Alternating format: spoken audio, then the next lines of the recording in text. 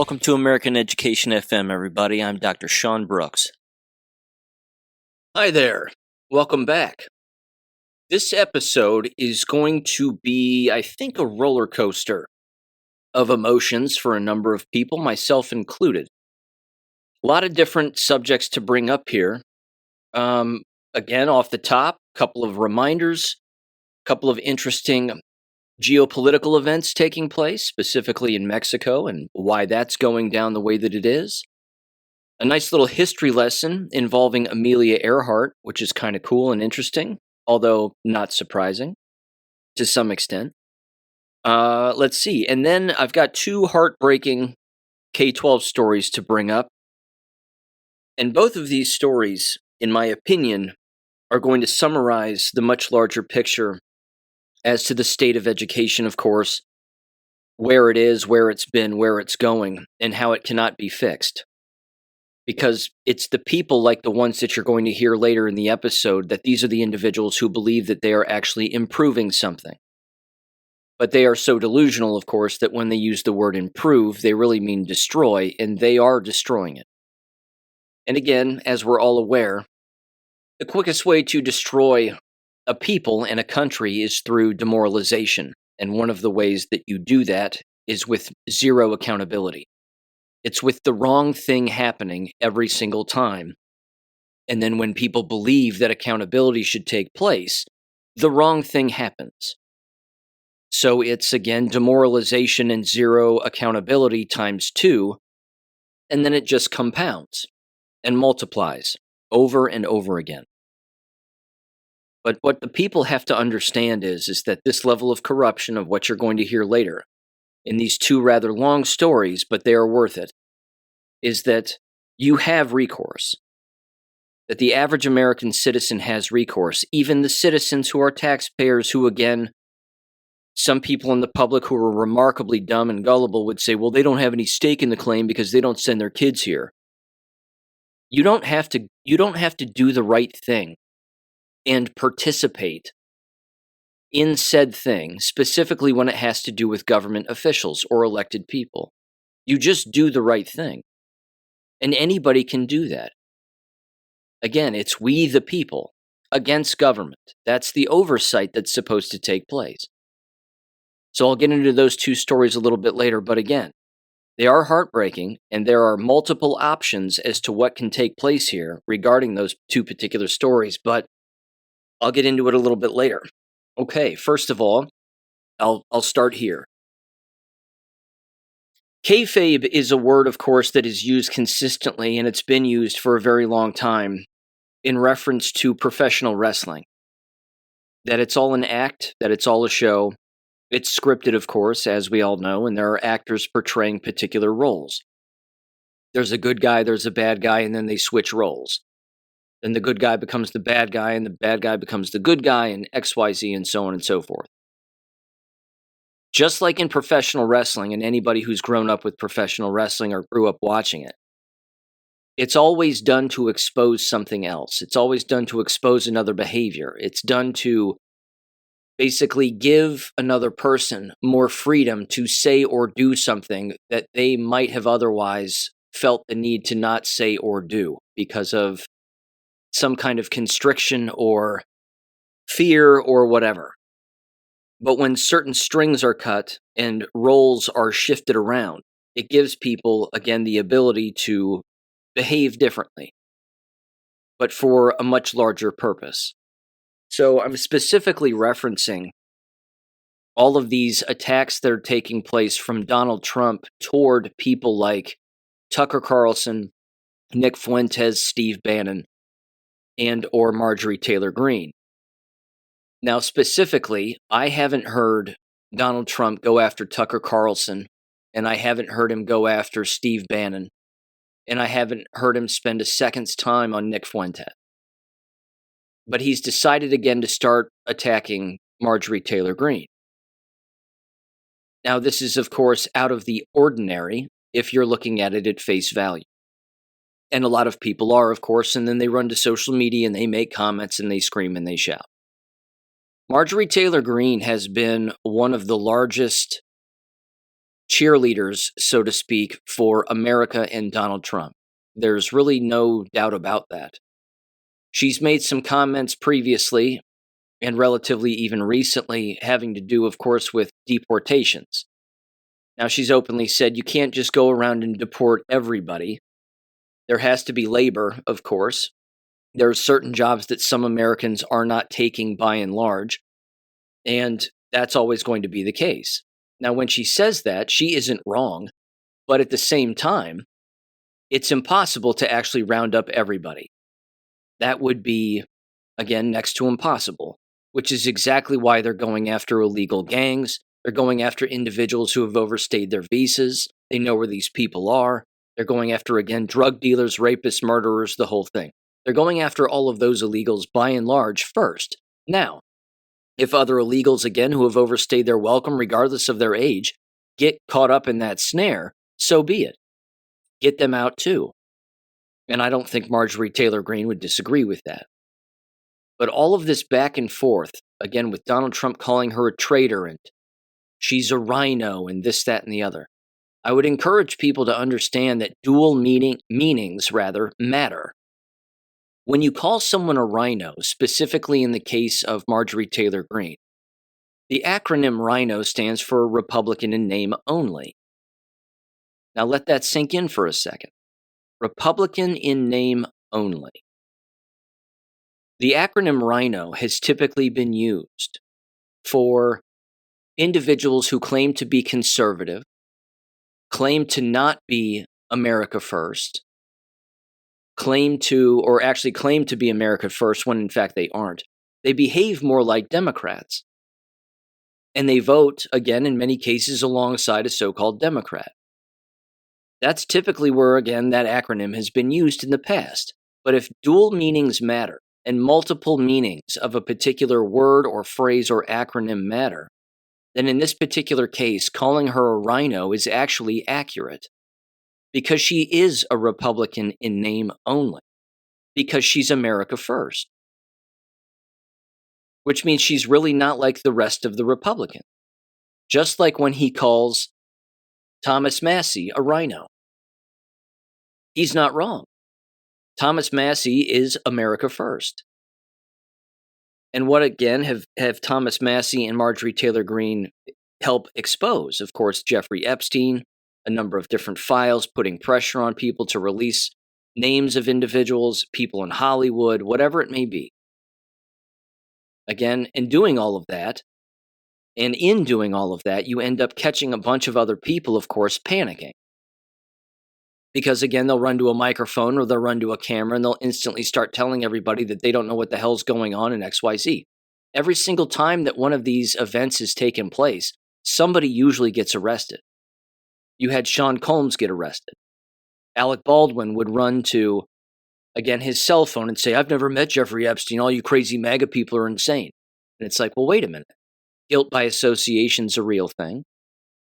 To some extent, people would again scream and shout and say, well, Donald Trump flew on Epstein's plane once in XYZ.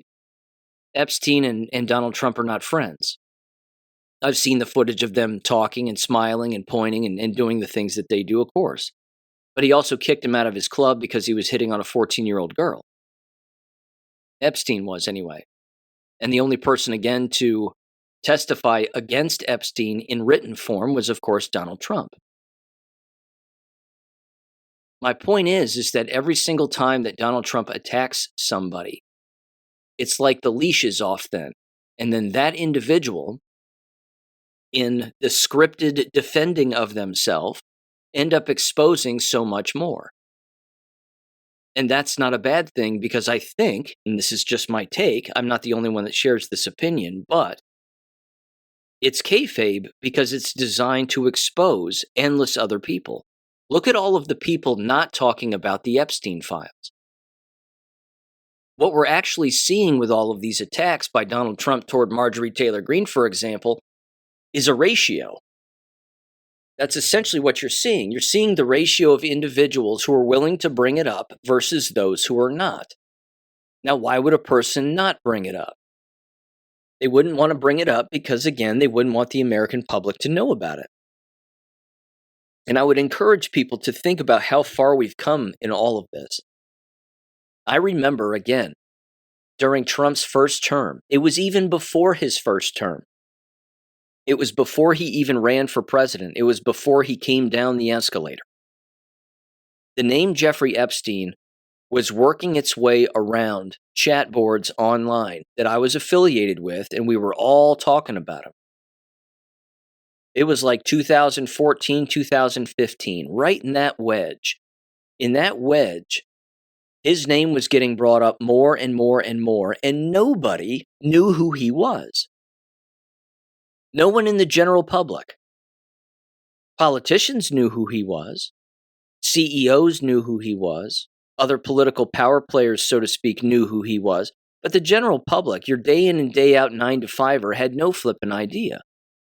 Now we did, because we're reaching around in the dark recesses of the internet, and we're seeing exactly what's going on and how all of this is bubbling to the surface.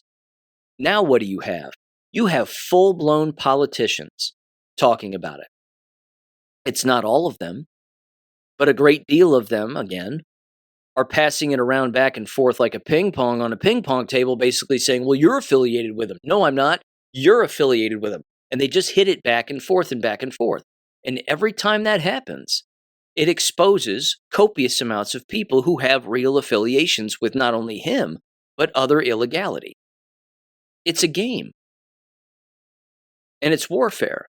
And it's a psychological operation. And it's deception. And it's, again, the art of war. You don't have to work very hard to get these people to panic. You don't have to work very hard to get them, again, to believe something at face value, because the left believes it. They would believe that Donald Trump would turn on Marjorie Taylor Greene. And people on the right who are weak, they also would believe that, well, Marjorie Taylor Greene's not MAGA, so, she's the enemy and I support Trump and blah, blah, blah. All this taking sides stuff is the game. And it's designed, again, to expose people. That's why, if you're not in the business of taking sides, you can see things more objectively. You can see them from a 40,000-foot view. And you can theorize up here also, by the way. You don't have to be certain. I don't have to be 100% right. I might not be. But I've seen this whole thing play out before, time and time and time again. And it's just happening again. And look what it's doing. It's sucking all of these people's attention toward this kayfabe back and forth. I don't buy it. Because it's a script. I don't think it's a Jewish script. I think it's a script to back them into a corner. I think it's a script to back a lot of people into a corner, a lot of groups of people. So again, I'm not 100% in this category of Trump's involved, he's the bad guy, XYZ. I find that so hard to believe because everything in his past would indicate that that's not how he operates. So again, just because there's seeming division on X or Truth Social or whatever, don't buy into it. It's an act. There are people acting. There was a military operation taking place here that's rather serious, and it's exposing copious amounts of people. Case in point, of course, saving Israel for last and the importance of that phrase. Look what's happening in Mexico now. Just the other day, you had a massive protest in Mexico in front of the presidential palace or whatever the hell it is. And I mean, it's a full-blown borderline riot. I mean, it's copious amounts of people. Again, this is from the Hal Turner radio show. Mexico descends into revolution. Presidential palace surrounded. Protective wall breached. It's copious amounts of people. November 15th, Mexico is collapsing into political revolution and the forcible overthrow of its president. Thousands are attacking the presidential palace in Mexico City. Again, they erected a giant wall, a steel barrier all the way around this palace before this riot even ensued. it was like days before. I saw a video of it last week. I thought, well, that's interesting. It's almost like they're planning for something. And then, of course, they are. But everybody, again, knows that the cartels run Mexico, by and large. At least that's always sort of been the story. But cartel money is Jewish money, too. Because, again, who runs the banks? So, again, who's the enemy? When Donald Trump, again, criticizes the cartels, he's criticizing the Jewish banking system also. He's not coming out and saying, you know what our problem is, the Jewish banking system. Yes, that would be nice if he did that. I think everybody would kind of enjoy that to some extent. But there's other ways of getting at the enemy without calling out the enemy. Again, some of these Mexican citizens spray-painted Jewish whore in Spanish on some of the doors, apparently, of the presidential palace. And then, of course, those are making the rounds all over the internet, and some people are saying this is hate speech. I'm going to limit the visibility of this particular post. I mean, it's a real thing. It's out there. The Mexican citizens know what's going on. Look at their elections. Their elections alone. On an election season, election out season, doesn't matter. When somebody throws their hat into the ring to run for political office, they get shot in the head. Almost every single time. Somebody who comes out against Scheinbaum, their president, Jewish, and then comes out against the cartels, they end up getting killed. Again, I'm shocked it's taken the Mexican people this long to rise up. During all of 2020, even before 2020, you didn't hear bupkis from Mexico. You didn't hear anything about Mexicans taking to the streets, protesting anything. Doesn't happen. At least not on a large scale, not like it did in France, not like it did here in the United States. With, again, all the green jackets and the green vests in France and the whole thing. I mean, all across, again, the Netherlands, same thing. They were all out on the streets doing their part. Not so in Mexico. Why? Because they'd get killed. I'm a little shocked it's taken this long, but at least it's happening. At least it's going on. At the base of the article here, it says, it's because of America they are doing this. With what is happening with Maduro in Venezuela and the U.S.'s current stance on cartels as terrorists, it's what gave the people of Mexico an opening. They are hoping the U.S. will intervene when the cartel reprisals come, unquote. It's highly possible. What's also possible in moves like this, and this is the unfortunate part, is any time that there is any inkling, I should say, of a revolution of some kind. This is right where, again, the Jewish financiers will slide in order to gain a little bit more control. But again, tyranny only goes one of two ways. There's either mass casualty death and total control from the ones that are causing it, or there's a revolution. And the revolution is almost always, in every situation, an inevitability. Because when people see too much, there's only so much that they can see, and there's only so much that they can tolerate and take. And then they organize, and then they go after the very problem that's right in front of their face that they've been dealing with their whole lives, knowing full well that it never had to be this way. It's the old line in one of the Doors songs. I don't think it's L.A. Woman. What is it? 5 to 1. There we go. Yes, I'm a Doors fan. Sorry, everybody. Used to be anyway. I have all their records. It's the, it's the line, they've got the guns, we've got the numbers.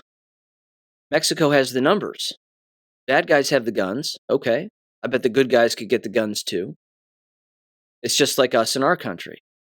They've got the guns, we've got the numbers, but we also have the guns.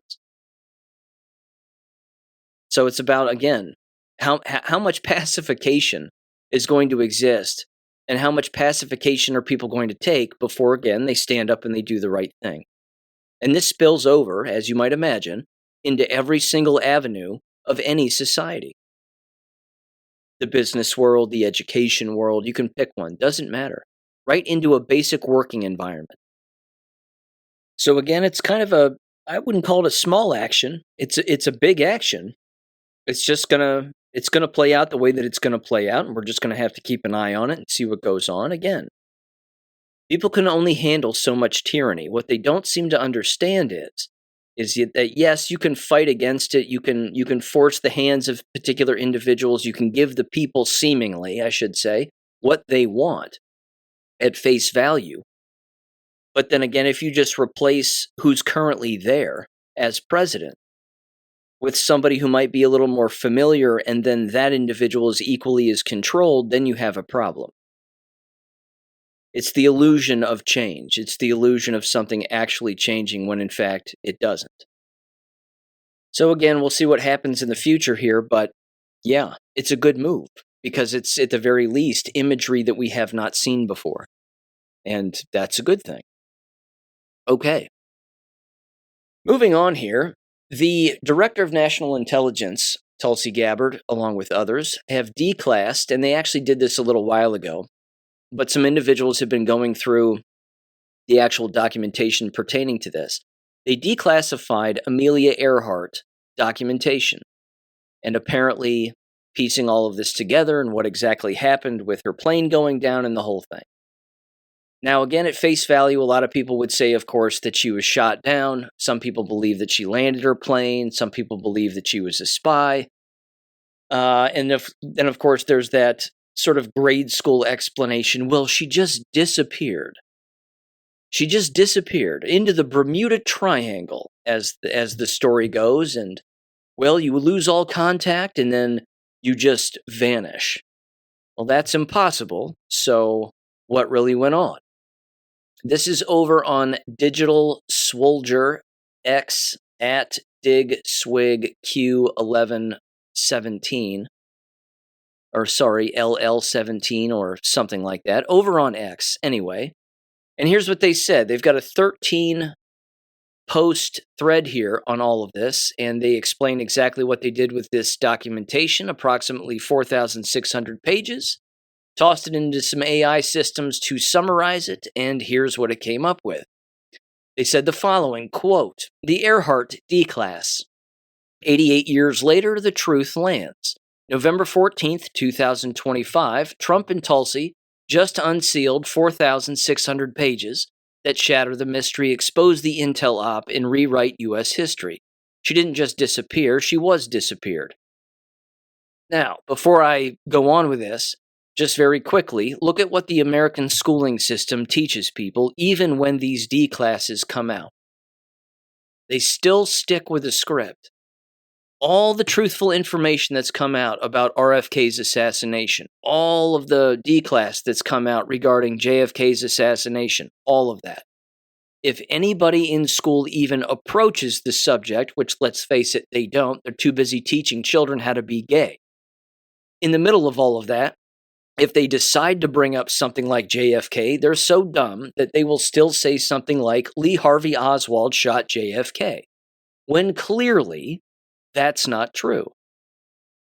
And the proof proves it, because there's ample evidence showing that that was the case, that did not happen that way. Again, this is just another example, and there are endless examples, as we are aware. So here's what it says. It says, my friend at LiveFreeOrDieF3 on X asked if I dig, so I did. So I didn't just read the files, but I didn't just read the files, they said. I ran a full digital forensics op with at Jarvis 761711. Then I deployed at Grok to scan and verify every doc just to be sure. And again, as a quick little reminder, you can take a document, a long article, and you can toss it into an AI system. You should read the article first, of course. But if you want it to be summarized in a particular way, then you can have an AI system do that. So here's what it says. Again, they said, go ahead in community notes, take your shot. They said, I brought the receipts. The truth isn't getting buried. She wasn't lost. She was disappeared. Implying, of course, that she was killed. Here's what it says. They said, why were Earhart's files classified in the first place? Short answer, because she wasn't just a pilot. She was a doorway into the machine.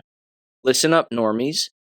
If you've been sleepwalking through history thinking Ameillia Earhart just crashed and sank, quote unquote, like some tragic footnote, buckle up. This ain't your grandma's aviation story.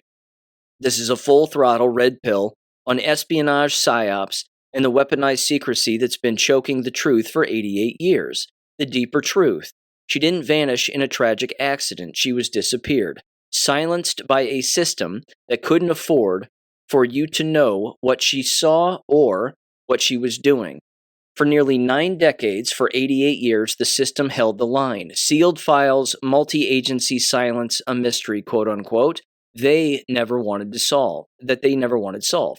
NSA, DNI, FBI, Navy, Coast Guard, they all knew. And now, 4,600 pages just blew the lid off of the greatest intel ops in modern history. Because once you see the structure, you can't unsee it. This isn't just a flight gone wrong. It's the fracture point in the official narrative where history, espionage, and truth coverage into the red pill ride. All right, here's what they said. Quote, World War II era espionage, pre-World War II intel op, ? Ameillia Earhart vanished in 1937, 2 years before World War II officially began. So why were her files locked behind 88 years of classification protected by the NSA, ODNI, and military intel? Because this wasn't just a missing persons case, this was a black op gone sideways. What if her world flight was just the cover? What if her real mission was reconnaissance over the Pacific? What if she was mapping Japanese-occupied military positions before war was even declared? That would explain a lot, rather. Why the official search was cut short. Why native islanders swore she was captured by the Japanese. Why photos, testimony, and flight data were buried for nearly a century. Because if Ameillia was working with U.S. intelligence under diplomatic fog, it means her disappearance wasn't just tragic, it was operational. And the system didn't just fail her, it erased her. It says her disappearance may have exposed classified operations. Her last known coordinates weren't just somewhere over the Pacific, quote unquote. They were near the Howland Island, Saipan, and the Marshall Islands, all critical pre-World War II military zones crawling with rising tensions and quiet shadow games. She didn't just get lost, she flew into a classified chessboard and may have triggered a breach the U.S. couldn't afford to admit. Unsealing those 4,600 pages risks revealing covert U.S. military installations that existed before war was declared, NSA-level signal intelligence, showing who was tracking her and who silenced the trail, foreign derailment, off-book recoveries, or worse, intel handoffs that went sideways. So what really happened out there? Was she in the wrong place at the wrong time, or was she exactly where they sent her? Because if Earhart's flight path was tied to black site ops, counter-intel maneuvers, or covert asset movement, then her disappearance wasn't just inconvenient, it was catastrophic. And every file they buried since 1937 has been protecting that reality. They went on, they said, what if the government always knew what happened to her? What if those files confirmed that she was captured, she was executed, or died in foreign custody, and her story was rewritten to avoid an international crisis? Releasing that truth wouldn't just revise history, it would obliterate the illusion. Because this was never about one missing pilot. It was about the machine that rewrites reality itself. The kind that builds false flags, controlled narratives, and wartime justifications out of thin air. If they classified a simple crash, quote unquote, this hard, imagine what they've done with your entire world. This wasn't just a cover-up, it was a fortress built around a multi-layered operation, and now, thanks to Trump's declass wave, the walls are cracking. And what spills out? A story hiding in plain sight, a story that changes everything. They said Trump gabbered in the declass wave, so why now? Why blow open 88 years of silence on what is supposed to be a closed case? Because this was never about Ameillia, it was about control, and now it's about taking it back. What you're witnessing is part of a broader counter-offensive.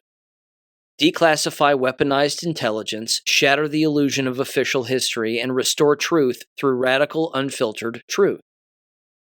And then, of course, DNI Tulsi Gabbard said the following: we will continue the work to end the weaponization of intelligence. Translation: these files weren't just hidden, they were weaponized against the truth, against accountability, against you. And now, Trump just pulled the pin. This isn't about revisiting the past, it's about unleashing the future. They said, why did this require 4,600 pages? Let's be blunt. You don't need 4,600 pages to say, quote, she ran out of gas and crashed. This wasn't a rescue failure. This wasn't a navigational tragedy. This was a multi-agency operation tied to a vanishing the system couldn't explain. So what did they do? What they do best. They buried it under the weight of bureaucracy and time. NSA, DNI, U.S. Navy, Coast Guard. They weren't just involved, they were running it. The Navy spent the modern equivalent of $90 million searching the Pacific. They had pre-mapped search protocols, Plan 1. They had her vector, rather, and they had active transmissions. Quote, we must be on you, gas is running low, unquote.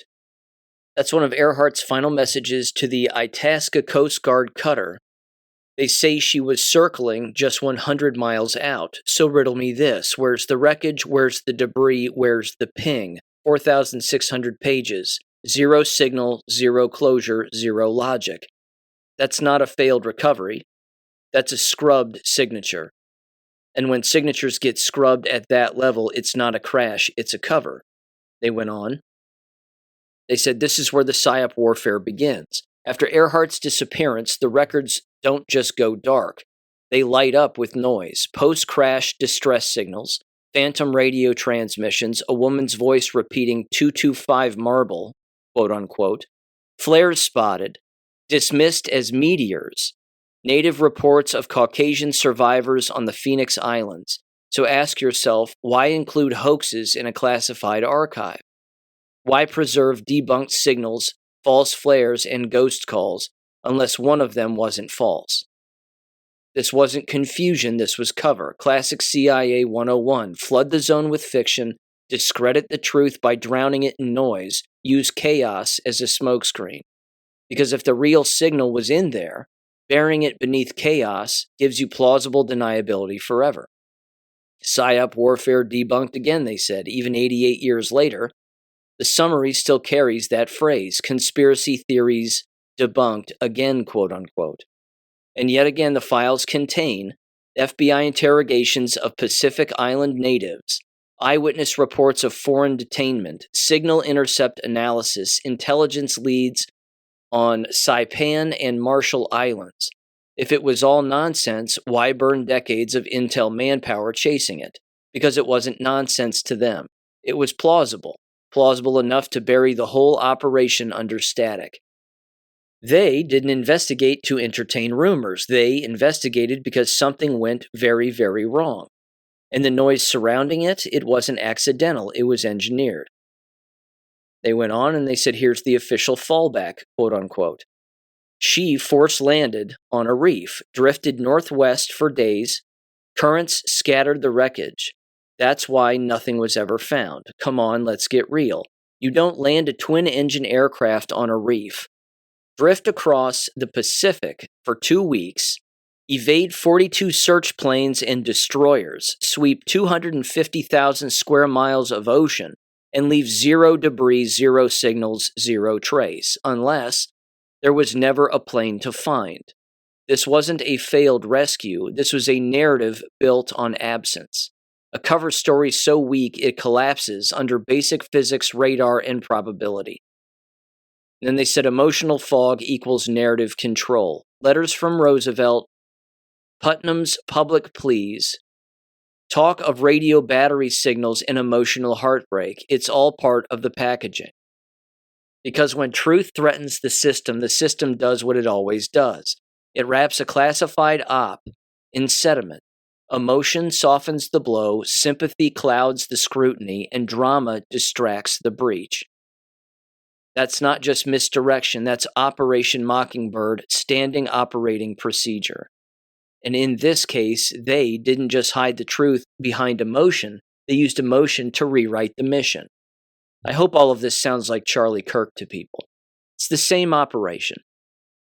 They then go on here and they sort of wrap up, but again, they dive into some of the specifics of this archive here, and they say, you were told that this was just a missing persons case. These documents say otherwise. Allow me to walk you through 6 official files that fracture the narrative and blow this wide open. Number 1, the U.S. Navy report on the search for Ameillia Earhart, and they have a link for it. And they said $4 million allocated back then, which would be $90 million today. 42 aircraft deployed, 16-day grid sweep, 151,556 square miles searched. Final line in the report, quote, no trace of the plane or crew found, unquote. You don't deploy that kind of military infrastructure for a missing pilot. This was a recovery op for something they fully expected to locate, and they came up empty. It says number 2, Lieutenant Leo Bellart's logs on the USS Itasca parts 1 and 2, and they have links for that as well. It says final radio transmissions, quote, gas is running low, we must be on you, but cannot see you, unquote. And then, quote, we are on the line 157-337, unquote. Confirmed signal received at 8:43 a.m. on July 2nd, 1937. Post-signal chaos. Ships scrambled, but no contact. Files include interrogations of Pacific Islanders by U.S. Naval Intelligence. If Earhart crashed into the sea and sank instantly, why were Islanders being questioned for years afterwards? Because military brass didn't buy their own crash story, and the logs prove it. Number 3, A4-3 Search Analysis Report. It says probable ditch site, quote unquote, predicted 120 miles southeast of Howland, based entirely on drift models and fuel estimates, 0 debris, 0 transmission, 0 sightings. Report admits, quote, all positions are conjectural. This was not forensics, this was a scientific ghost hunt, and it failed to produce anything real. Number 4, Japanese diplomatic cables, July 14th and 17th, 1937. Japan offers vague assistance, quote unquote, denies any sighting, communication kept strictly diplomatic, not military. If Japan had her, this was stalling. If they didn't, why not escalate the search jointly? These cables confirm one thing: capture was a live possibility, and nobody was ruling it out. Number 5, FBI File 200-113, Earhart-Ameillia.pdf. It apparently stated that native testimonies of white women held by Japanese, quote unquote, claims from Saipan, no way I get these other ones, Juliet and Turk repeatedly logged, agents investigated and then filed under hoaxes, quote unquote. Internal notes admit investigations terminated for lack of verifiable facts. Translation, they couldn't prove she was captured, so they buried it under red tape and ridicule. Number 6, Commandant's Tactical Charts, U.S. Coast Guard. It says map overlays with fuel range arcs, last radio fixes, and bearing lines. Strategic sweep lines drawn by USS Lexington, USS Colorado. Interagency coordination with Army-Navy assets. Handwritten notations showing grid recon failures. This wasn't a simple search, quote unquote. This was military intelligence at work. I'm taking full operational detail, triangulated fixes, tight grids, and still nothing. Which means one of 3 things. A, what they were hunting was already removed. B, the plane was never where they said it was. Or C, the cover-up was already underway. Either way, 4,600 pages just blew the official story to pieces. The U.S. government, historians, and the National Archives maintain that, quote, Earhart ran out of fuel, ditched near Howland, and sank, unquote. No evidence of espionage or capture was found. But here's what the files do show. 88 years of classification, FBI chasing hoax leads for decades, 90 million in search with 0 debris, Japanese diplomatic theater, rather. You don't just need a conspiracy to see the contradiction, you just need to read the files. Have the red pills kicked in yet? This isn't a mystery anymore. It's a documented deception spanning decades, powered by agencies, and buried under 4,600 pages of classified misdirection. Future proves past, and the past just landed. For those in Rio Linda, if Ameillia Earhart just ran out of gas and crashed, you don't involve the NSA. You don't classify 4,600 pages for 88 years. You don't deploy 42 planes and sweep 151,000 plus square miles. You don't interrogate natives, intercept Japanese diplomatic cables, or run counter-intel theater. And you damn sure don't need Trump, Tulsi, and the DNI to declass the truth in 2025. This wasn't a crash, it was a cover. A psyop wrapped in sympathy, buried in bureaucracy, and rebranded as history, quote-unquote. Reality check. No wreckage, no body, no beacon, no ping, no truth for 88 years. So ask yourself, if this was just a plane crash, why weaponize emotion? Why redirect and suppress for decades? Why treat hoaxes like national security threats? Because it was never about her disappearance. It was about what her disappearance revealed. A system that manufactures myths, controls narratives, gaslights reality, and buries proof in classified ink. And then it wraps up here. They said 88 years those files were sealed. Then on November 14th, 2025, they dropped. You know what happened when a DeLorean, or happens rather, when a DeLorean hits 88 miles per hour? Time folds. The future slams into the past, and now future proves past. Which is a Q drop, of course. The files don't confirm a crash. They confirm chaos, contradiction, and concealment. She didn't just vanish, she was erased from the story that we were told. But what they didn't anticipate was the return of truth, under Trump, under Tulsi, under the light of radical transparency. Want some more red pills? I got you. The Earhart files weren't unsealed to, quote, confirm a crash, unquote. They were unsealed to expose a system built on deception. Ameillia was the pilot, but the government flew the story. And now the little black box is open. These aren't Reddit rumors or fringe podcasts. These are scanned PDFs on archives.gov with file numbers, timestamps, and sourced metadata. The black box isn't just open, it's been declassified. Read it, fact check it, share it. 88 years later, the truth landed, and this isn't just about her. It's about us. Future proves past. Unquote. Basically, again, the reason that this was declassified, as they lay out, is that it shows basically a blueprint for telling particular stories on how narratives are changed and stories are constructed in front of us. And then people are taken off of the playing field, so to speak, to then rewrite a particular story about said person. It's just like Charlie Kirk.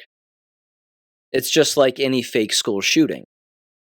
It's like any event that takes place. These particular locations, people within them, or a singular individual are used to perpetuate a particular story. And then when they're taken off of the playing field in one form or another, then they can control exactly what story transpires after the fact, driven again by emotion, a lack of objectivity. People stop asking questions, and then they just believe whatever the media tells them about said person. So again, what really happened to Ameillia Earhart? I'm not sure. What did she really see? Was she even out there to begin with? I don't know. But the point is that whatever it was designed as a psychological operation to manipulate people. It was a feminism push. It was a look, if a woman can do it, then why can't you as a man? Before World War II. If she was flying around, was she seeing Navy ships out there? A lot of them. Were they engaging in training operations? Who's to say? Were they hard at work at ramping up for war long before the American public ever knew that we were even going to get into World War II? I don't know. But either way, it was certainly used as a psychological operation to manipulate people into normalizing flying, and how it can be done on a solo basis, which means if you've got a crew of your boys, why can't you guys go over to Europe and do it yourselves? And it's all used to manipulate people in particular directions. And then, of course, when she disappears, quote unquote, it couldn't be that they actually shot her down. It would be, again, that she was just taken off of the chessboard, so to speak, and she went and lived out the rest of her life somewhere else. I don't know what happened, but again, it's about manipulation. And it's been going on this long. It's been going on longer than Ameillia Earhart. It's been going on for a very long time, and it's still happening today, which is terrible. But this is the way right here that we are shown that this has been going on and that it's still going on. It's a reminder from a historic perspective. And again, declass by Donald Trump. This is, I think, one of his many ways of trying to tell people the truth without outright saying it. He's basically saying, look what our government has been doing this whole time. And the timing, of course, is rather interesting. You've got Erica Kirk running around making all of the normal rounds that she's making. Completely unbelievable. And yet endless people still buy it, hook, line, and sinker. It's embarrassing. It's embarrassing. But either way, it's manipulation. And again, when you've been manipulated, you would think that you would stop and say, okay, who's been manipulating me? Why have they been doing it? How have they been doing it? When have they been doing it? You would ask the who, what, why, when, where, and how. And then you would do your best to make sure not fall for it the next time. Again, I'm probably still being manipulated too, but I can certainly see through a great deal of it because I know what it is and I know the history of it. And again, declassing this kind of information is designed to do just that. It's designed to tell people, hey, remember that story that you were told all those years ago about this person? Turns out it's all bullshit. Turns out our government was behind the whole damn thing in one form or another. And again, creating a script for people to just drink in and believe. And therein lies the issue. So again, we don't have to know all the ins and outs. We don't have to understand why it's taking place all of the time the way that it is. You just have to know that you're being manipulated. And you have to, again, be able to see these things on the idiot box as often as they show it to us, of course, and then be able to see through it. And say that seems really unnatural. Erica Kirk taking to television to leak out of one eye with no tears coming out 2 days after her so-called husband is shot in the so-called throat with a so-called bullet that magically stopped in his bone.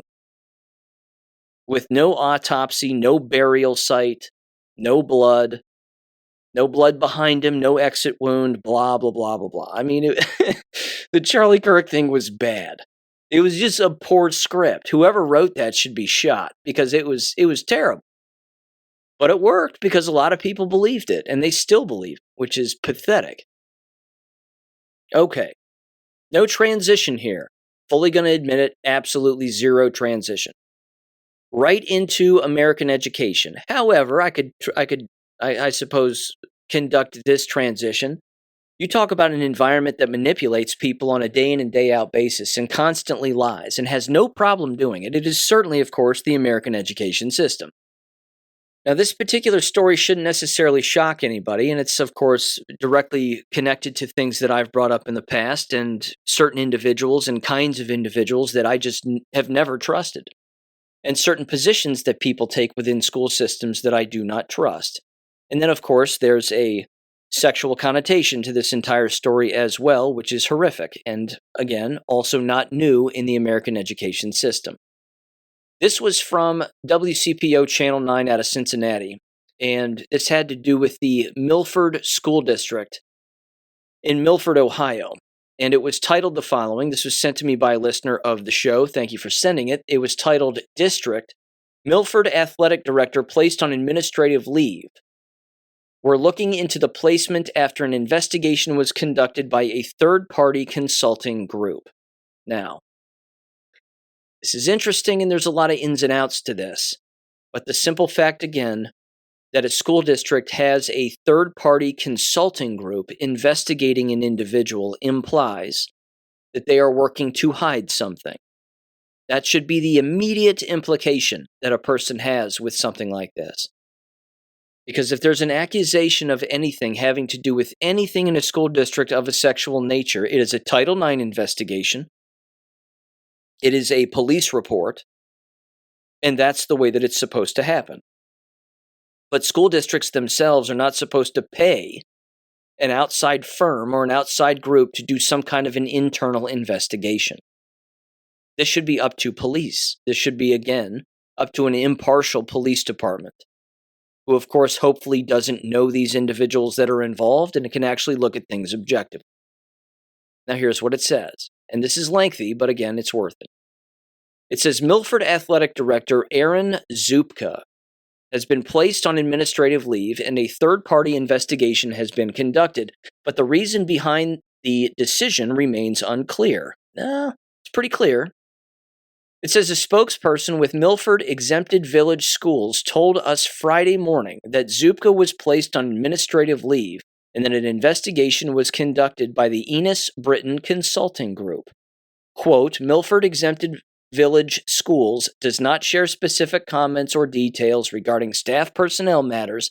However, I can confirm that our athletic director was placed on administrative leave, the spokesperson told us. Quote, his placement was not due to concerns related to student safety, staff conflict, or financial matters, but rather for other personal reasons. It says an investigation was conducted by the Enos Britton Consulting Group. According to its LinkedIn page, the Enos Britton Consulting Group provides leadership training programs for school districts, nonprofits, and other business professionals across Ohio. Highly suspicious.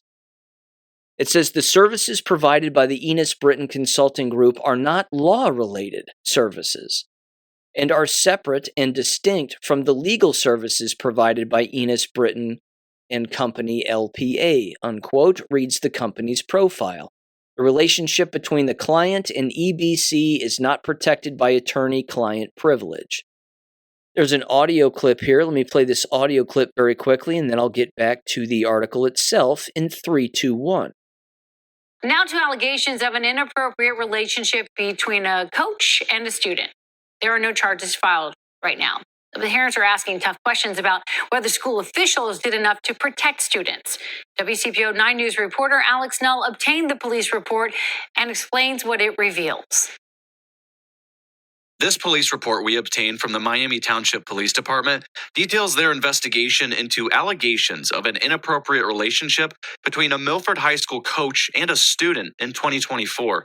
While no charges were filed against any staff members, allegations were made in the report that the school's athletic director, Aaron Zupka, knew of the alleged relationship and failed to report it. According to the report, investigators interviewed Zupka and that he, quote, stated that this seemed to be a rumor, and he stated that it was unsubstantiated.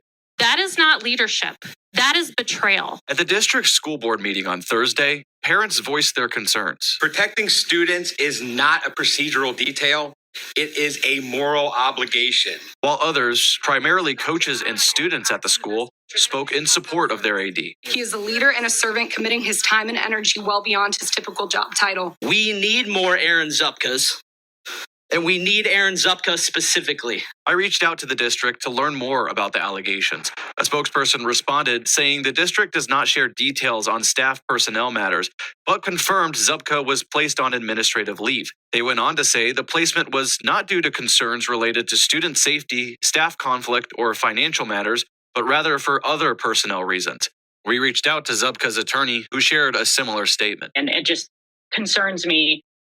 Have there been other instances of this that should have been looked into and weren't? Jocelyn Watson's son is a senior at Milford High School. Had this been properly reported in 2024 when the allegations were brought to light, there might have been more that could have been uncovered. In Ohio, school staff are mandated to report any known sexual misconduct to a designated Title IX coordinator. Watson says even if the accusations against the coach are false, she's concerned about it not being reported. It's very possible he didn't believe these allegations were true and thought, it's, just talk. You have to report something like that because it's not up to you to make that decision. Watson tells me it should be up to the school board to determine whether or not Zupka should be terminated. I truly believe that their best interests lie with not only the protection of our students, but also the protection of our district. In Milford, Alex Null, WCPO 9 News. The district spokesperson also confirmed a third-party investigation was done by an outside consulting group. We have requested a copy of that report from the consulting group and the school district, but we have yet to receive it. There's so much information there. There's so much there, and so many parallels to the Jason Mers case in the town where I live. So many parallels. Too many houses on fire, ladies and gentlemen, too much smoke. That means, again, it's the same patterns of behavior. It's the same things. First of all, these school board meetings, where these sports ball fat meatballs get up there, right in front of a microphone and go, we need more Zupkas. We need more people like him. We love him. We support him. He's a great person, blah, blah, blah. They don't know what they're speaking of. They don't even hear themselves. It's blind emotion, smallest part of the brain, no critical thought or logic taking place. They have no idea what covering up something like that actually involves. They don't know of any of the conversations that have transpired. They don't have any of the details. They just go, we got to get to a microphone and say something in defense of our system. This, again, is people fighting the matrix as much as humanly possible. They're not fighting against it. They're fighting to defend it. They're fighting to defend their own brainwashed wavelength of thought. It's a disorder. It's the victim of brainwashing. I love the public system. I love sports ball. There's no way our athletic director would ever cover up something like this regarding a coach having an inappropriate relationship with at least 2 students, or doing inappropriate things with at least 2 female students, or at least being viewed as doing something inappropriate with at least 2 female students, which I'll get into the specifics a little later. But like moths to the flame, you turn on that light and they run face first right into it like a bunch of idiots. It's incredible. Happens all of the time. It's amazing. I find it absolutely amazing.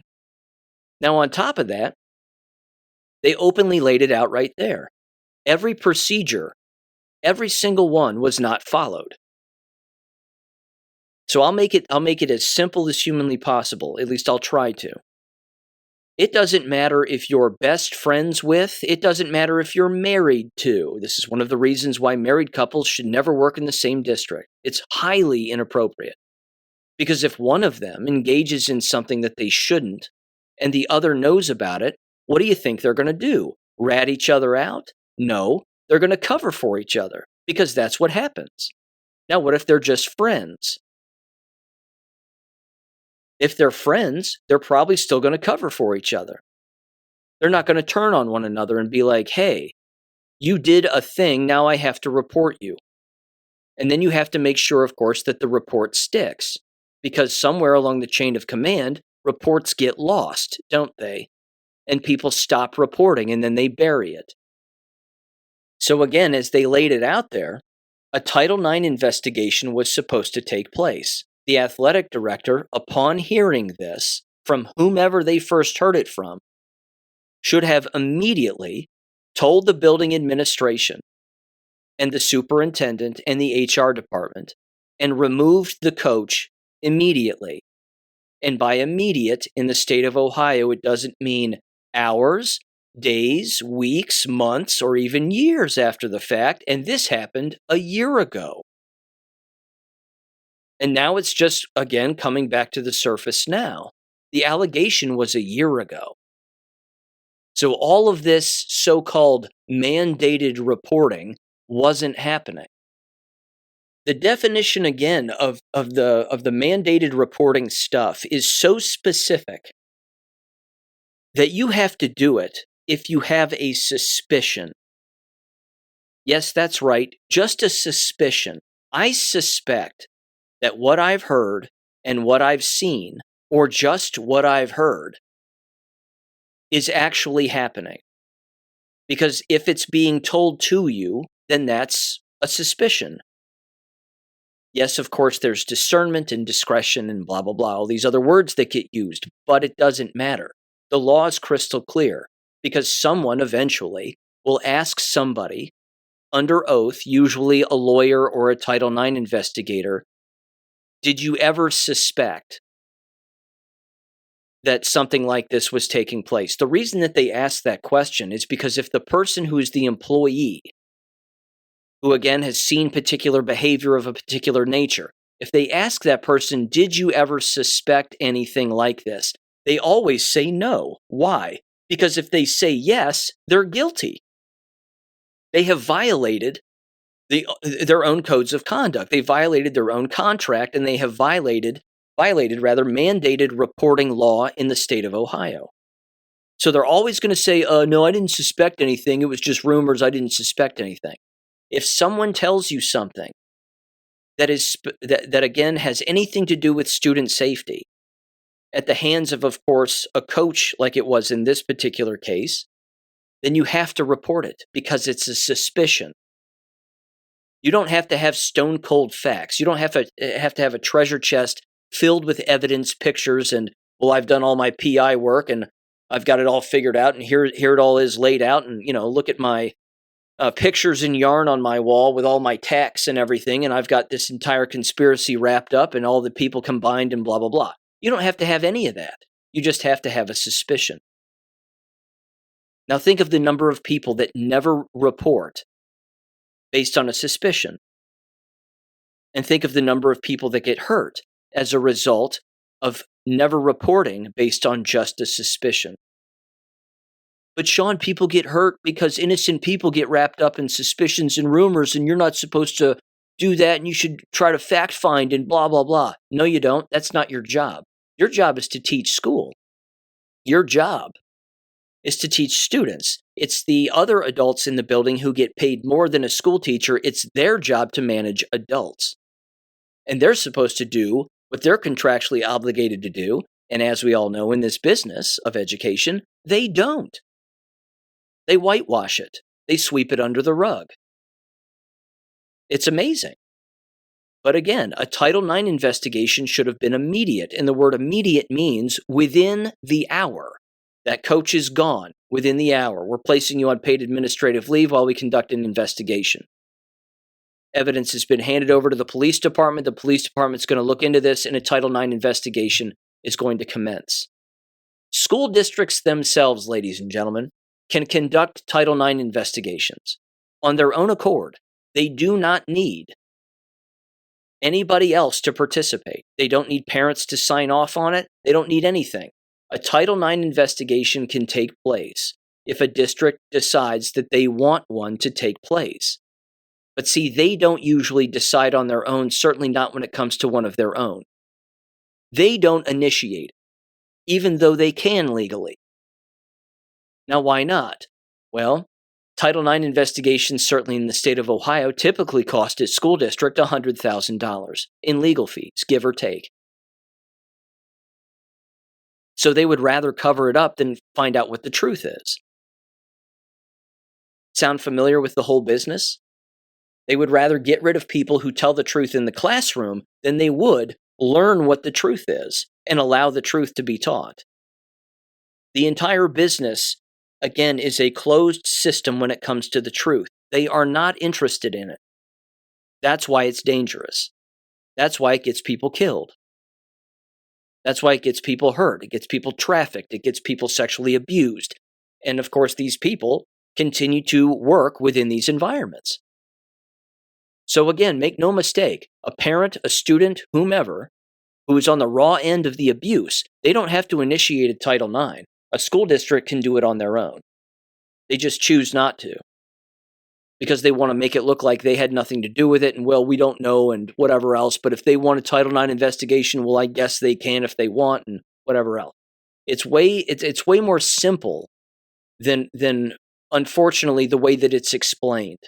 And as I've brought up before here, before I again get back in the article and stop ranting, this isn't taught at the pre-service level of teacher education, which is why this entire thing called quote-unquote education and this business is collapsing. And its collapse is an inevitability, hence my last Substack article. Please go and read that. I tossed this scenario through an AI system specifically regarding the finances, the percentages, the attendance, the poor academic outcomes. Again, of course, longitudinal studies of school satisfaction have never taken place, only polling. But it clearly shows that the vast majority of people who leave public, private, and charter schools at the K-12 level and their university settings, if they go, are dissatisfied with what they were offered. And they were dissatisfied and are dissatisfied when it came to preparation for the real-world workforce, et cetera, et cetera. Well, no wonder. Which means that's a failing business model. And the actions of this school district are proving it when it comes to a sexual grooming case. Now, the article goes on and it says the following, and again, it gets more specific than that media outlet audio you just heard. It says, quote, "We have requested a copy of the group's investigation and any correspondence between the school districts about Zupka's leave from the district. We spoke on the phone with Zupka's attorney, Paige Richardson, and she works for the Cincinnati-based law firm Frecking Myers and Rule, LLC. Richardson said that Zupka being placed on leave has nothing to do with allegations of sexual misconduct or mandated reporting. She said the reasons are due to other employment issues." Interesting. A police report we obtained from the Miami Township Police Department said that several people went to the police station and requested to file a complaint about the Milford School District. Quote, "They stated they believed that they had evidence that Retracted," and a lot of these are retracted here, "that Retracted was having inappropriate relationships with students on the team," reads one officer's report. So this has to do with another coach, not the athletic director allegedly, but another coach having some kind of relationship with at least 2 female students. And then, of course, the athletic director hearing about it and then doing nothing about it. It says another officer's narrative goes on to say that she was notified by the investigation's supervisor about the allegation, which was tied to a coach at the high school, though much of that portion of the report is redacted. It says someone who was terminated as coach of a girls' team in April, quote, "was allegedly having inappropriate sexual relationships with multiple female redacted on the team while he was a redacted." So, players, coach. That's what we're talking about here. Again, I've never trusted male coaches of female sports. Never. I see it and I think, gross. That's gross. Whether it's softball, soccer, field hockey, golf, tennis, doesn't matter. I've always thought it was gross.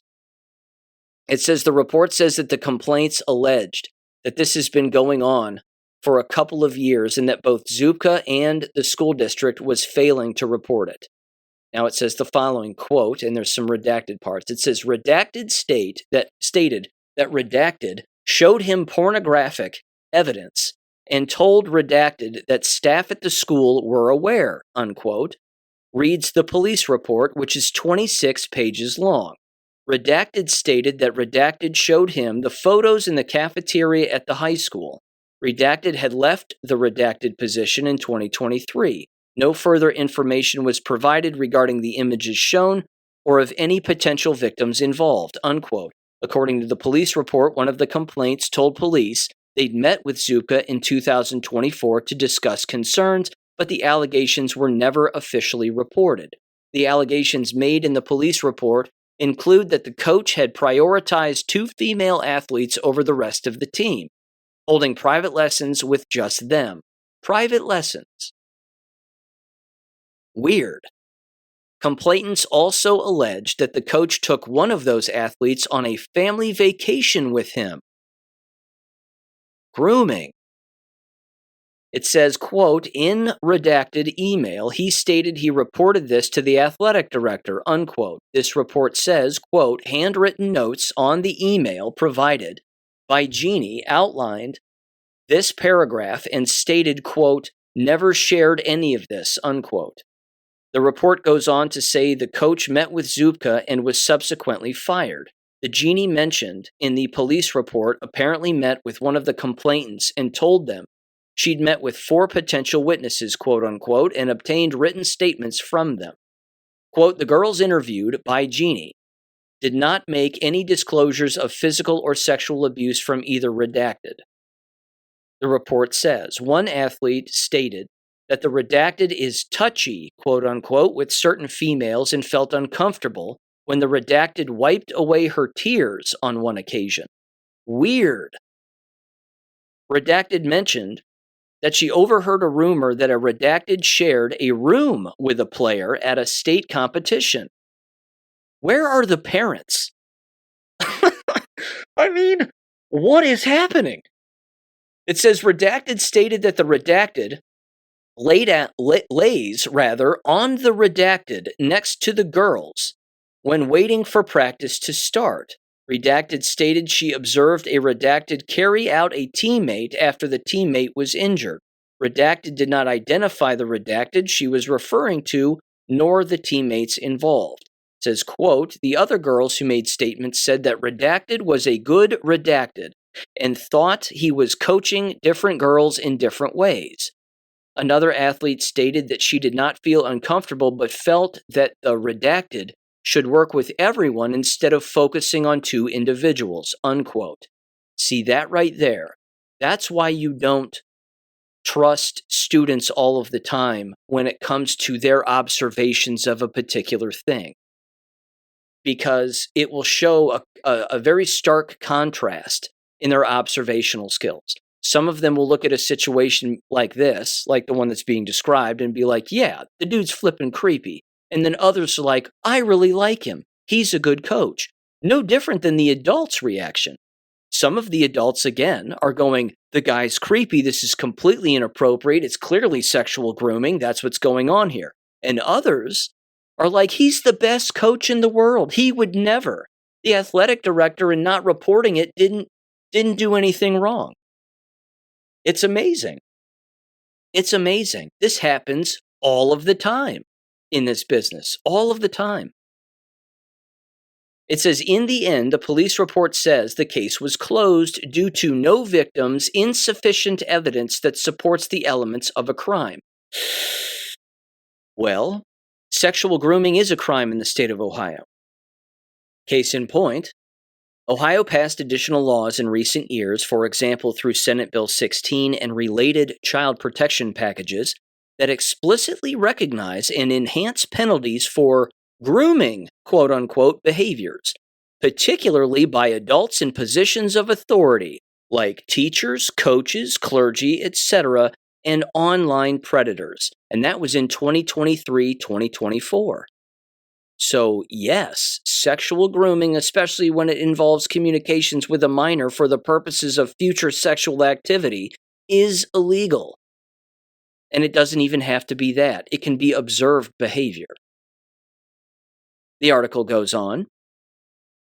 It says, during Thursday night's school board meeting, last Thursday night, the room was packed with students and parents, and some students sat on the floor of the room. Some parents spoke during the meeting's public comment section, telling the school board about their concerns that Zupka had not reported allegations of abuse. Quote, what we are facing now is not just a personnel issue, it's a test of the district's integrity, unquote, said Kathleen Faulkner, who identifies herself as a parent in the district. And they went on and they said, across the country from Penn State to Michigan State to the women's gymnastics program, we see what happens when leaders in athletics fail to report abuse and others choose to protect them, unquote. Oh, it's not just athletics. It's the whole system. It's everybody. She and other parents accused the district's booster president and other coaches in the athletic department of working to cover up the allegations to protect reputations. Yep, because that's the business. Reputation protection, image protection. That's it, all the time. And they do it to a fault. Moths to the flame, every time. Quote, here we have an athletic director who failed to report abuse allegations, but also covered up other programs' misconduct and who disregarded district policies meant to protect students, she said. That is not leadership, that is betrayal. Faulkner went on to call for the resignation of the athletic booster president, who she said, quote, shielded the person in the district against whom the allegations were apparently made. She also asked that all coaches, quote, who have signed their support to someone who has publicly documented evidence of misconduct without considering the consequences for the students who endured the abuse and toxic culture that was created undergo education on abuse prevention, mandatory reporting, and ethical responsibilities. Oh, yes, that's exactly what should happen. That's exactly what should happen. Every single person in the district needs to be retrained. And that basically means, again, be reminded of what your job is. But the reason they don't report is because they know that if they do, regardless of if they're right or they're wrong, they'll probably, again, be retaliated against. But these people are so dumb when it comes to the law, they don't know that in the state of Ohio, retaliation is against the law. And you can clearly prove it. But you can prove retaliation only if you become a mandated reporter and actually do what you're supposed to do, because it will clearly show that the district didn't if you did. You won't have a defense or even a prosecution for retaliation if you don't do everything that you're supposed to do first. Because eventually they'll be like, well, did you report this to who you were supposed to? And they'll go, well, no, not exactly, but I told this person and I shared it with a friend. Did you go to the police? Did you go to the superintendent? Did you go to the HR director? Did you meet with the building administration? Did you, who did you tell? Who did you talk to? Oh, well, I didn't really talk to hardly anybody. Well, then you don't have a retaliation case if somebody retaliates against you then, because you're going to get caught up in that buzzsaw too. It goes on, it says, Connor Peck, head coach of Milford's men lacrosse team, spoke after Faulkner in support of Zupka. Of course he did, because he's a coach. He's a fat nobody. And these people, again, they'll support Jeffrey Dahmer. If Jeffrey Dahmer's the tennis coach, they'll support him.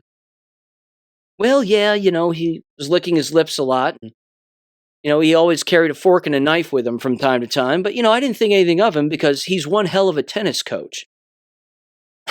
My God, what is wrong with these people? They're retarded. That's what's wrong with them. This idiot said, quote, yesterday I sent the unified letter signed by over 30 Milford high school coaches representing over 20 athletic programs. Doesn't matter. He said, we wrote to express our strong support for athletic director Aaron Zupka. Many of those coaches, students, and parents of students are here tonight or following closely because we believe Aaron is an honorable, effective, and high-performing leader among the best this district has, unquote. Clearly, he's not. Mandated reporting is supposed to be based on even a suspicion, a hunch. If you say something like, you know what, that guy wears a bow tie a lot, and he's putting his hands on students, I got a hunch. You're supposed to report that. It's that simple. I have a hunch.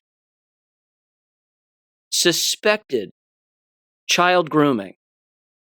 Suspected grooming of a student is mandated reporting. It goes on, it says, Peck urged the school board to listen to what he said is the majority of the public, staff members and students who have supported Zupka. This guy's an idiot. You talk about needing training. It's this Connor Peck dipshit. He's a moron.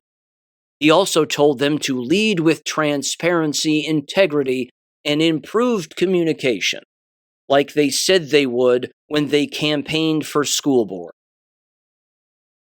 You should fire him just for being retarded. It says, quote, these words mean more than private executive sessions or closed-doors meetings with disgruntled individuals trying to tear others down. What does this sound like to you? Sounds like the local school district where I live. Sounds like the school district in whatever town or city you live in too, because they all use the same words. And they don't even hear one another talk. People are just disgruntled and trying to tear us all down. No, they're not. They're looking for accountability and for somebody to follow the law. That's it. They mean listening to the people who serve and standing behind those who serve with excellence even when they make minor and rare procedural mistakes, unquote. So he just admitted that that's likely to occur. And he calls these minor and rare procedural mistakes. No, they're not. It's sexual grooming that was well known among endless people. You can't hide that.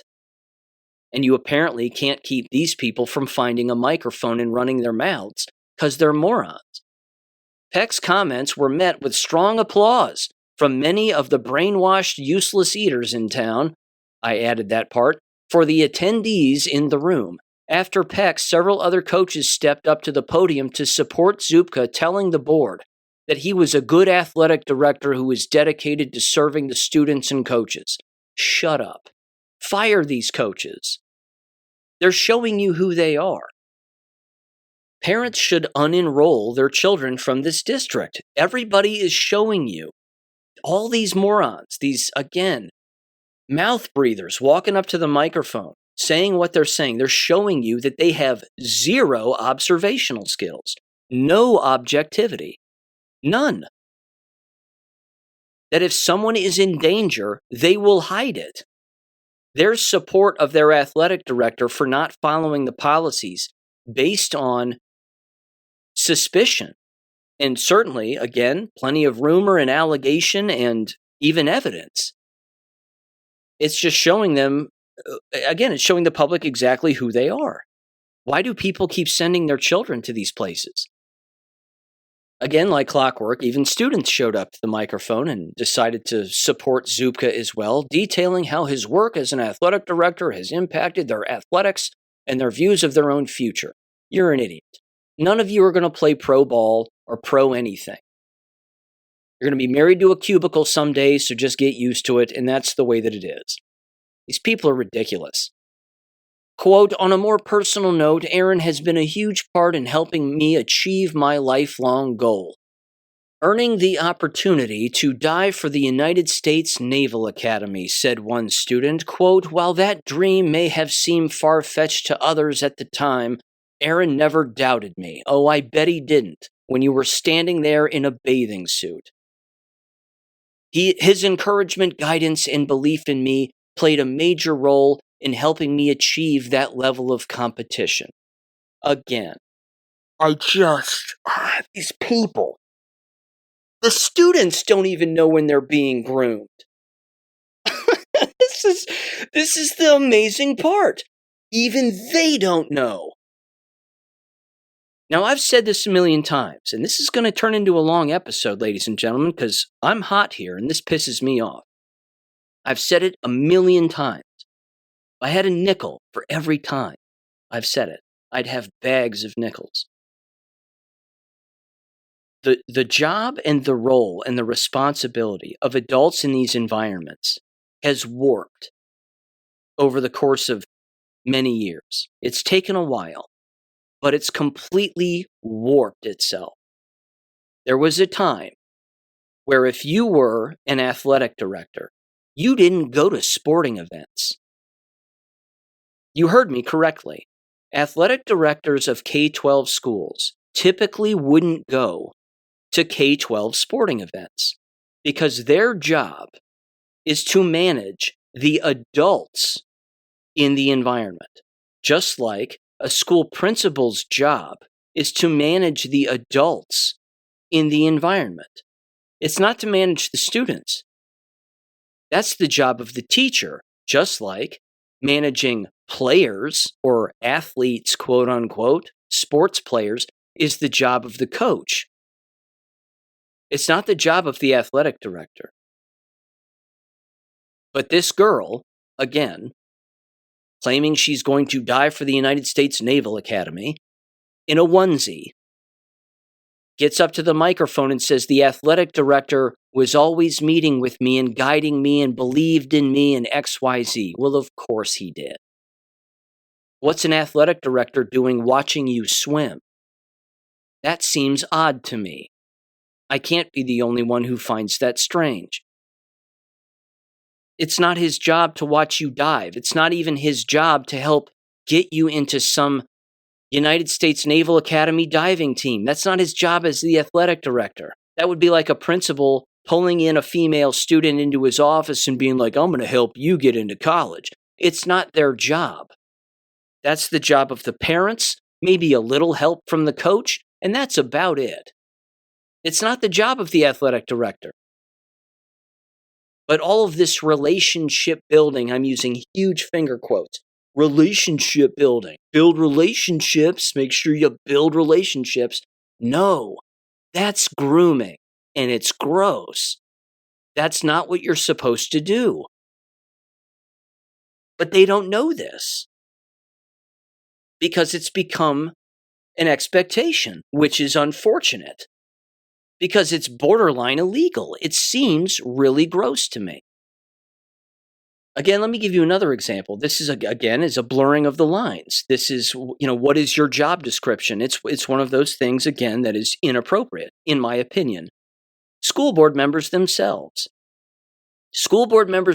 It's not in their job description, nor should it be, that they need to go into school buildings, attend any school event whatsoever, and that's it. That's not their job. It just isn't their job. A school board member or school board members are, again, literal board members of a multi-million-dollar corporation. Board members of multi-million-dollar corporations, they can, if they want, I guess, go down to the lower levels and talk with all kinds of people that work within their corporation in XYZ. They can do that, and they get to, but it's not really in their job description.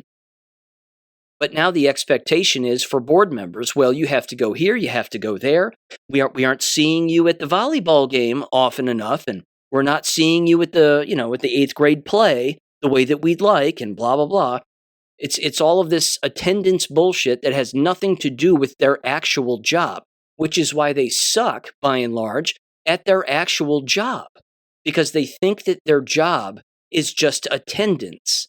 It isn't. Their job is accountability, just like the job of an athletic director, is accountability, just like the job of an administrator in a building is accountability. It's not managing youth. It's not attending youth things. That's not their job. And when they don't know what their job is and those lines get blurred and the job description becomes endless, no wonder so much illegality takes place. The lines have been blurred, so much so that people don't know which way is up. They don't even know that they're supposed to be mandated reporters based on a suspicion. Here's the last paragraph. Over a dozen parents, students, faculty members, and members of the public spoke at the meeting. In all, 2 people were critical of Zupka and the investigation surrounding him, while the rest all spoke in his defense, unquote.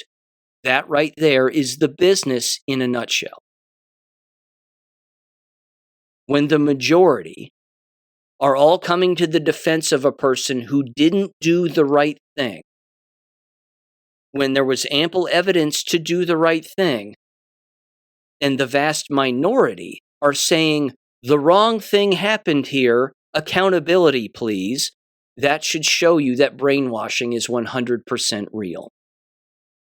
When the vast minority is calling for accountability, and the vast majority is calling for excuse making, who's the brainwashed one?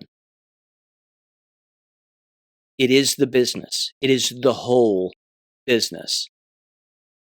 It's a business of brainwashing. It's a business of a lack of intellect. It's a business of no advancement whatsoever, certainly not from a mental and emotional standpoint, certainly not from an IQ standpoint, a perspective standpoint. It's not a business of growth. It's a business of stagnation, mentally, emotionally, physically, and socially. Look at them. Physically look at the people who work in the business of education. They are unhealthy people. Physically. Look at them. That's called stagnation and degradation. Now imagine what's going on in between their ears. Again, if the front door of a house is dirty, imagine what's on the inside.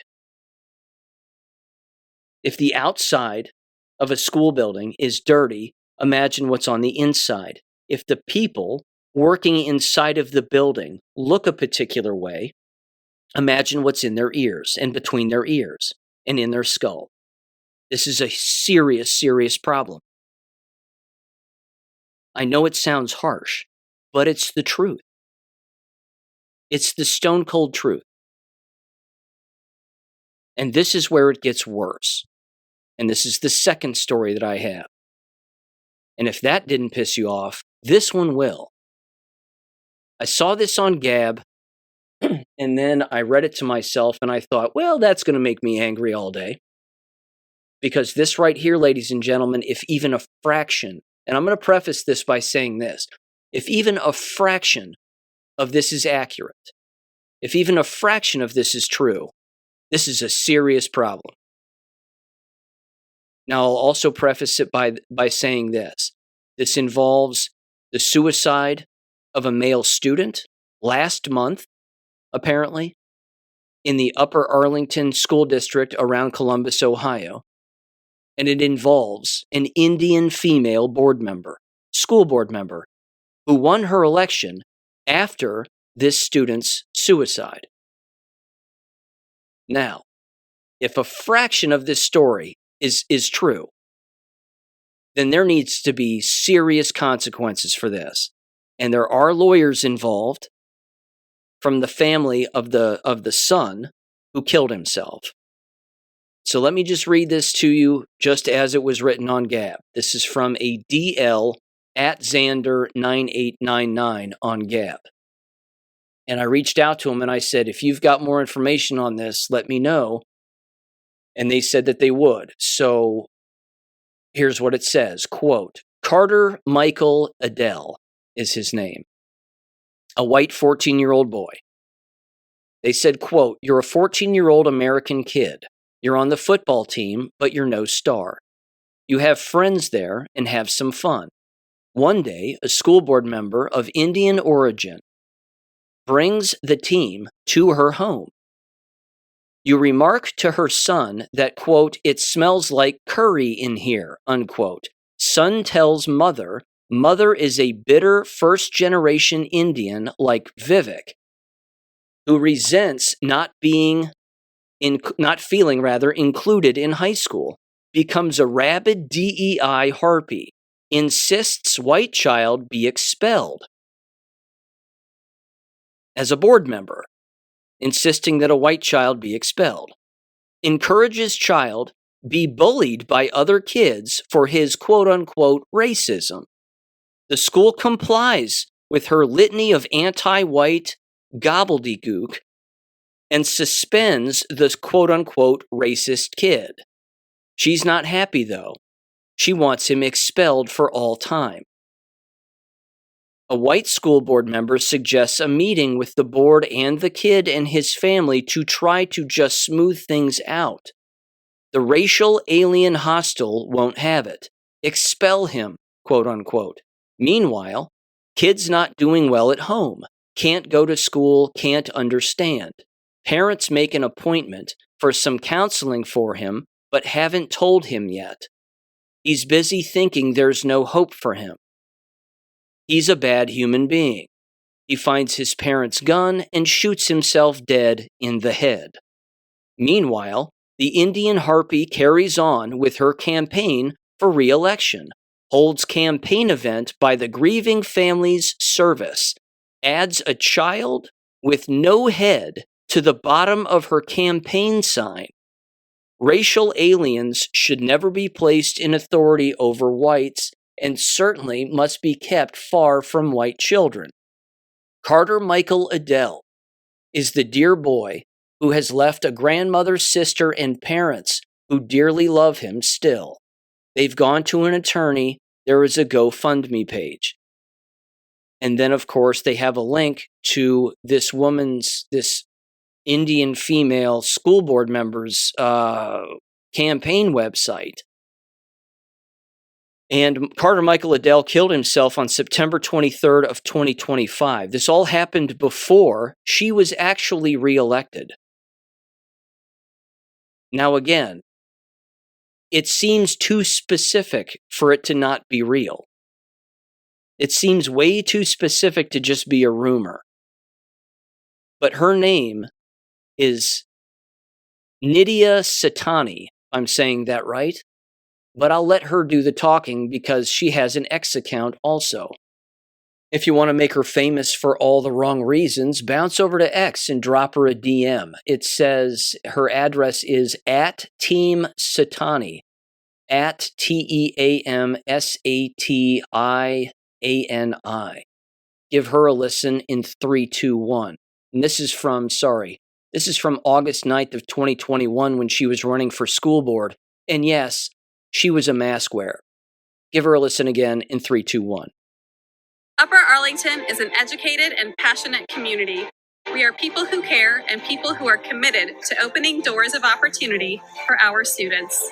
Hello, my name is Nidhi Satyani, and I'm running for Upper Arlington's Board of Education.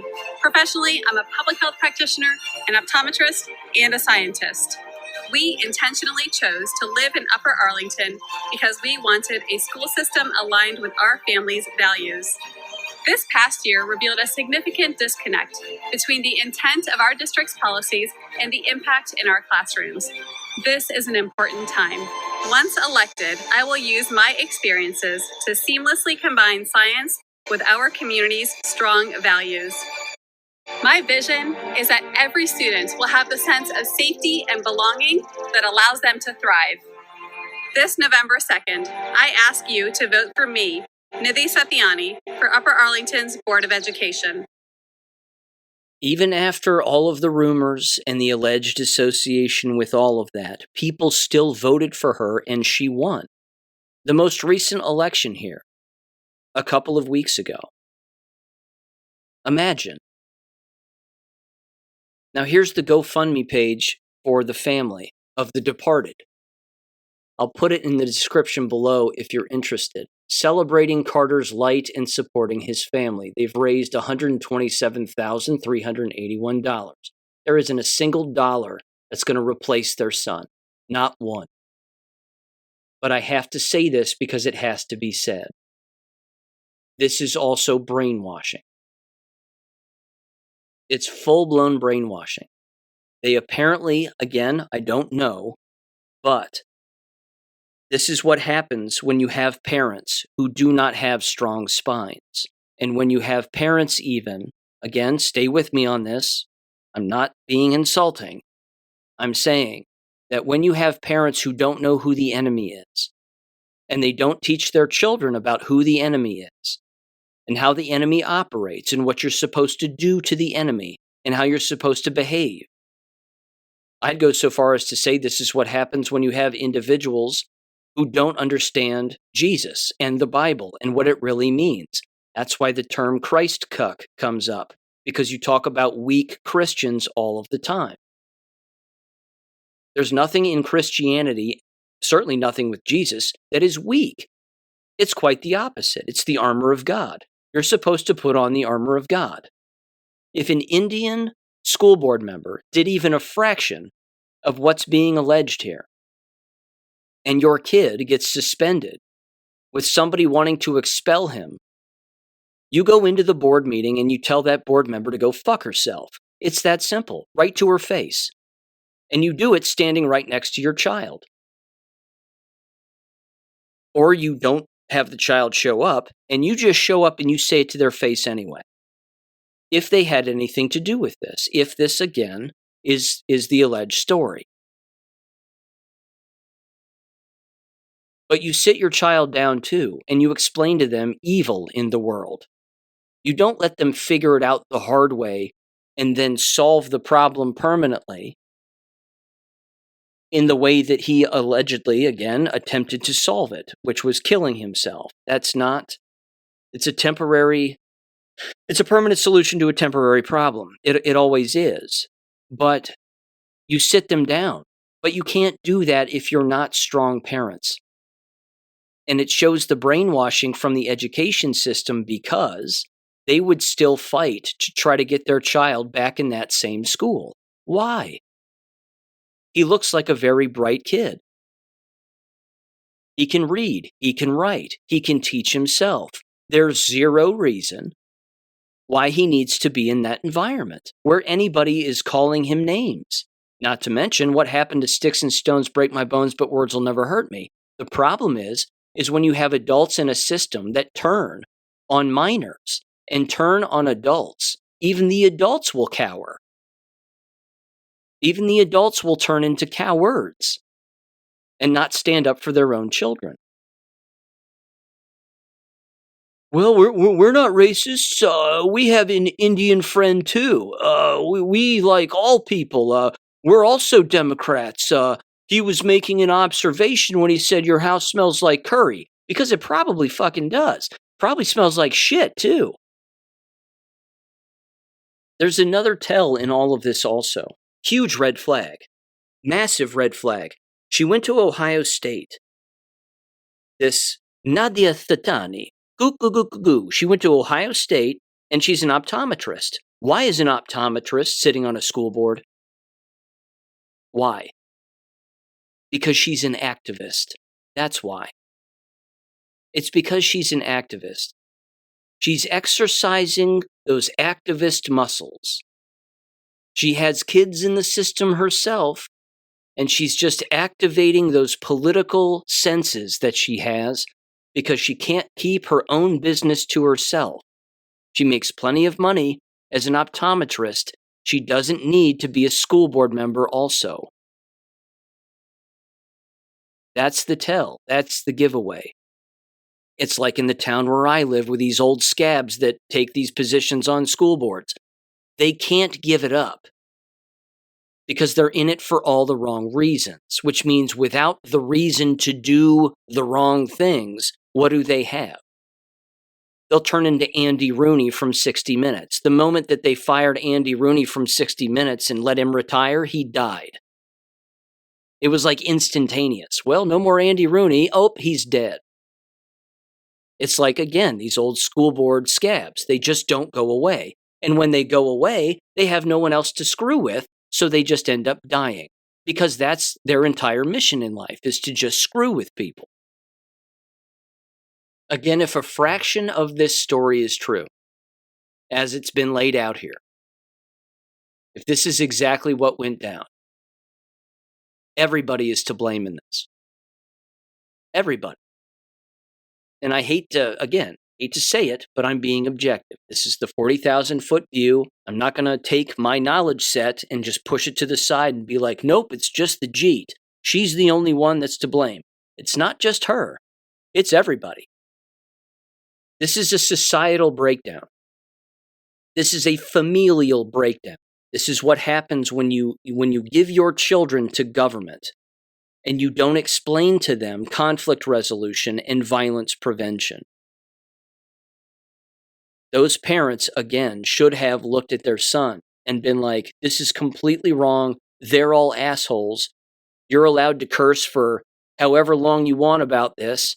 You don't need counseling. Look, you're not a racist. They're just dumbasses. But if you want to be a racist, okay, go for it. And by the way, we're going to homeschool you and you're going to use Abeka.com and everything's going to be fine. And now you don't have to wake up early and go to school anymore because you don't have to be around all these dummies. You're going to graduate faster, probably in 1 to 2 years while they're going until they're 18 years old. And then you can get an online degree at a university if you want. It'll be a fraction of the cost. It'll cost our family a whole lot less, and you'll be 100% happy. And then you teach them conflict resolution appropriately. When someone challenges you and falsely smears you, you double down. And you do it right back to them. Again, I grew up in a generation where if somebody effed with you, you punched them right in the nose. You kicked them right in the beanbag. That's what you did. Oh, you don't like me? Come here. I want to tell you something. Bam! And then that's it. Or I'd go home and tell my dad, and then I'd say, Dad, I need a pair of nunchucks. And he'd go, no problem. And then he'd make me a pair of nunchucks. Then I'd go to a neighbor's house, knock on his door, and I'd stand there twirling my nunchucks in his front yard. Because I was that kid. Now, that only happened once. But that's the point. It only happened once because it only had to happen once. Now, with that aside, the parents in this particular case, again, they've lawyered up, as I stated earlier. And they're basically saying again, did anybody in the school district know that our son was being bullied because our son was being bullied? And of course, their lawyer is looking into whether or not that's the case. Now, is the school district again actively giving up this information or any proof? Of course not. But you can during an open records request and through an open records request. All you have to do is open records request over the course of X amount of time, however long it is, that particular board member's name. Nadia Sitani. That's it. I want all email communications between that board member and other board members, and then you should get it. Because they can't hide it from you, even if her name is wrapped up in an investigation. And if she's involved in some way, well, that kind of gives that away then, doesn't it, if they don't give you the information?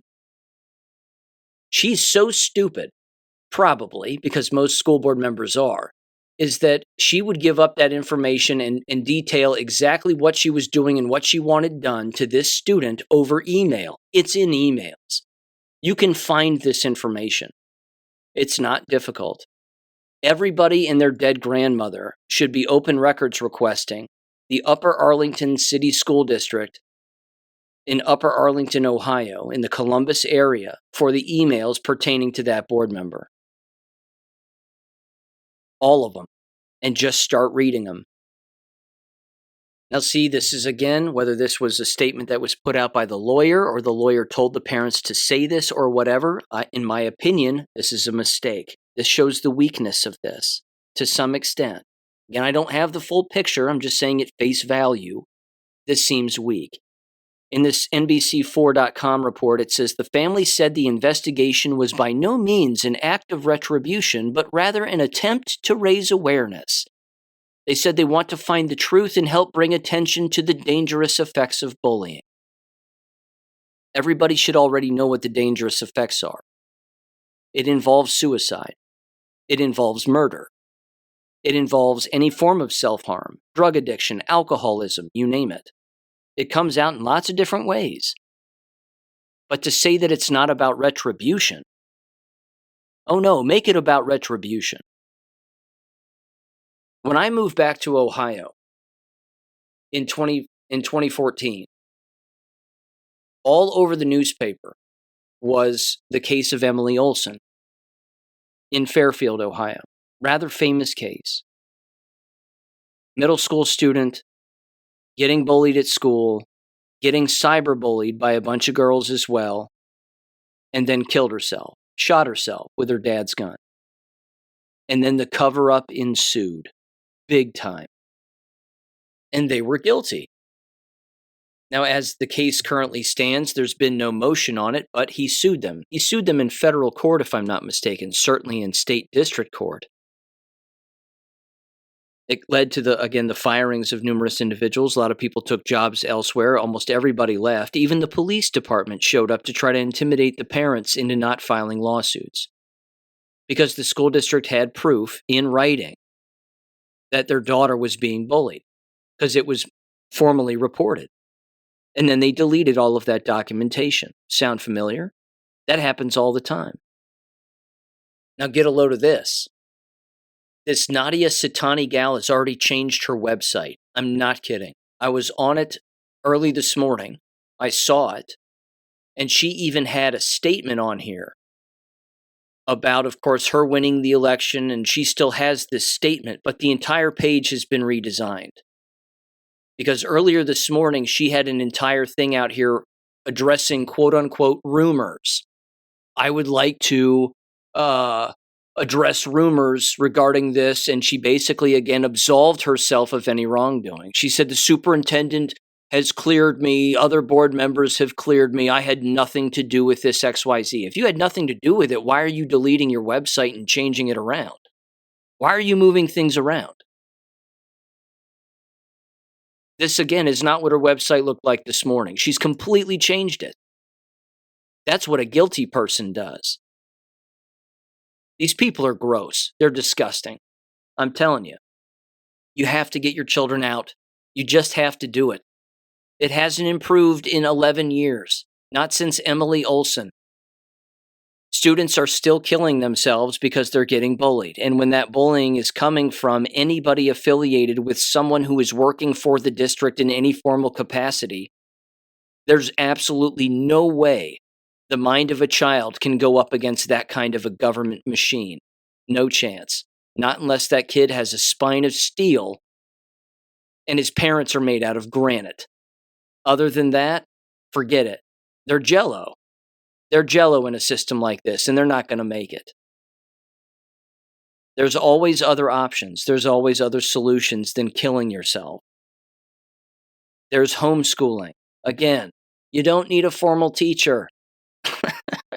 You just don't need one. They're overrated. It's a dead profession. It's filled with foreigners, for God's sakes. I don't even think this woman is a legal. She might be a legal immigrant now, but she wasn't born here. There need to be serious laws that change about people who aren't born in our country becoming elected officials. It needs to end. I'm going to stop the episode here, but I'm telling you, feel free and look this story up yourself if you're interested. This stuff goes on in our neighborhoods. It goes on everywhere, all across the nation, in foreign countries, all of the time. But there has to be full-blown accountability, full-blown investigations. This is an open records request. That's what this is. Hell, I'm going to make one right now. I'm going to do it for this gal's emails. I want to see what she said. I'll let you know if I get anything back. They might have some nonsense excuse, but we will see. Ladies and gentlemen, if you don't protect your children and you don't find your spine, I'm telling you, the system will chew them up and spit them out and then claim that they had nothing to do with it. They weren't to blame. And then you'll have next to zero recourse. So you can keep them in the system and continue to have them ground into dust, or you can pull them out and save their lives. Remember in the last episode when I was bringing up all of the missed opportunities that people, again, don't know that they're missing, usually, again, when it comes to failing to take them out of the public system, private system, or charter system and have them learn on their own. And I was bringing all that up and saying, who knows, maybe they could start a business. Maybe they could do this, they could do that. I had a listener of the show who, again, I've communicated with on a regular basis, and bless his heart and their family, they pulled their children out of the public system and they use Abeka.com. And he said, I was listening to your last episode, and remember when you were talking about kids building businesses and whatever? He goes, my daughter, again, young, has a nail business and paints the nails of her friends and other kids in the neighborhood, apparently. And he goes, and now I've got to build a ventilation system for her so that she can do it more on the regular. She's got her own business and she's in grade school. It's that kind of creativity and that kind of ingenuity that the public system will not allow for, and it'll grind it into dust. I'm going to leave it there. Ladies and gentlemen, thanks for listening. I'll catch you on Wednesday. Peace. Thank you for listening to American Education FM. Make sure and check out AmericanEducationFM.com for more information. Take care and God bless.